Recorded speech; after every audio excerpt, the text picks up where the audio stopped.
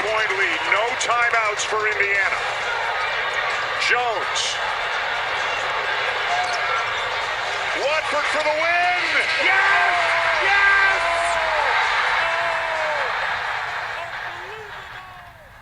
Hello, Tunderites. It's time to talk about basketball again, and it's time to focus on our basketball minds today.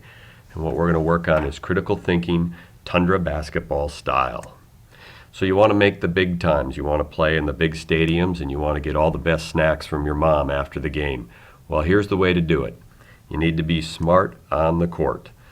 Maybe not that kind of smart on the court, but you need to be able to use your critical thinking while you play along with your teammates. So let's talk a little bit about critical thinking. When we talk about it, it's analyzing, evaluating, interpreting, being able to explain, and then self-regulating your play while you're on the court.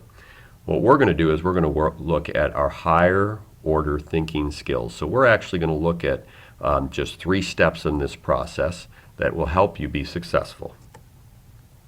So critical thinking, we're going to use an example, a real life example from a game.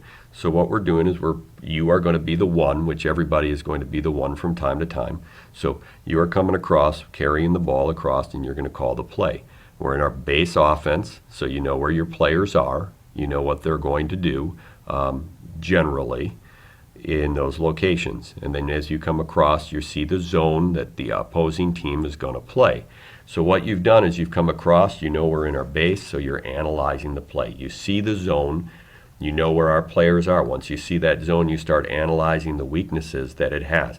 The baseline, up along the post, and some of the wing areas. So as you look, you can decide on what play you're going to want to call. As you synthesize the information, you decide that you're going to call play number 2. You're going to have the 4 come up and throw a pick for you so that you can try to drive the lane.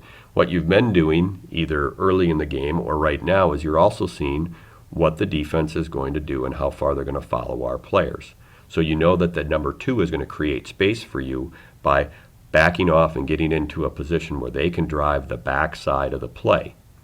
Now, what you're looking for is you're seeing what that defender does, and that's how you're going to decide what play you're going to call. You can also predict at this point that the number 4 defender, the person that was guarding him, it might be the backside guy and it might be the middle side, is going to come up. For this scenario, we're going to have the middle player come up and play defense against him. So now you're evaluating the play.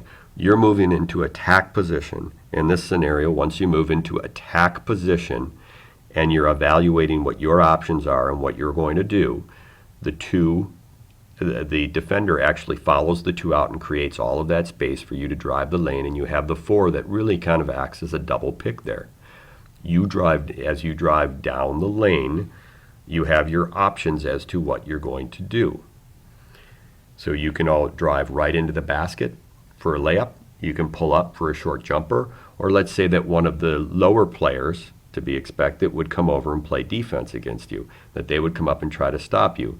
When that happens, you also know that the number 3 is starting to move in from the bottom of the screen. You have the 5 moving to the basket. So when that happens, you have the option of shooting, passing out to the 3, bounce pass down to the 5.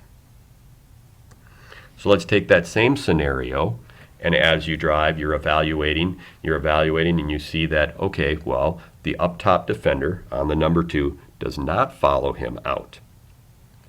Then when you penetrate, the 2 who's already out on the wing is open for a bounce pass or a lob pass over to the side, and the 3 and the 5 are going to react the same way as far as allowing the 2 to have space, or if their defenders move away, then they attack the basket as well. So let's talk about what we just went through. You just executed a successful play because you analyzed, you evaluated, and then you self-regulated your play by using your decisions. If you come over to the bench afterwards and we say, hey, what did you see out there, or what happened? You can explain what happened, or you can evaluate and say, hey, next time I'm going to do this. Maybe it didn't go as well as we wanted it to. Maybe it did, and we could run it again and again, and we can set up plays for later. but you're evaluating your thinking. So congrats on the successful play that you just ran. Oh yes, P.S. one more thing. Hey, the best place to improve your critical thinking skills is in the classroom, and you can use them all the time. So remember what we do and remember what we say. The only place that you find success before hard work is in the dictionary. Good luck.